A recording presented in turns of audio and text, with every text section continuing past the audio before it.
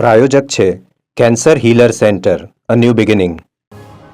ભરૂચમાં અગ્નિ ઘટનાઓ વધતા જીપીસીબી એક્શનમાં. અંકલેશ્વરમાં સ્ક્રેપના ગોડાઉનમાં તપાસ કરવામાં આવી.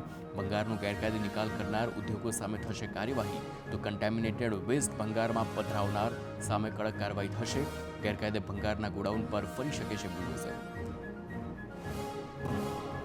ભાવનગરના ગઢેચી નદીના શુદ્ધિકરણ પ્રોજેક્ટને લઈ દબાણો દૂર કરવામાં આવ્યા છે. 48 કલાકની અંદર જ 400 જેટલા દબાણો દૂર કરવામાં આવ્યા. કોર્પોરેશને 800 ગેરકાયદે દબાણો દૂર કરવા નોટિસ આપી, તો 70 કરોડ રૂપિયાના ખર્ચે ગઢેચી નદીનું થઈ રહ્યું છે શુદ્ધિકરણ. તો 4 કિલોમીટરના વિસ્તારમાં 800 જેટલા દબાણો ઊભા હતા. ધારાસભ્ય કુમાર કાનાણીના સરથાણા પોલીસ પર ગંભીર આક્ષેપ. કોપીરાઇટના ગુનામાં સરથાણા પોલીસે તોડ કર્યાનો આરોપ છે. કાનાણીએ મુખ્યપ્રધાન અને ગૃહ રાજ્યપ્રધાનને કરી છે ફરિયાદ. સરથાણા પોલીસના કોન્સ્ટેબલે ₹8 લાખનો તોડ કર્યાની ફરિયાદ છે. સમગ્ર મામલે પોલીસ કમિશનર દ્વારા ડીસીપીની સોંપાઈ છે તપાસ. મહીસાગરમાં કોયડમ આયુર્વેદિક કોલેજની માન્યતા રદ કરવામાં આવી છે. કોલેજમાં સ્ટાફ, હોસ્પિટલ સહિતની સુવિધાઓનો અભાવ. કોયડમ કોલેજની ચાલુ વર્ષની માન્યતા રદ કરવામાં આવી.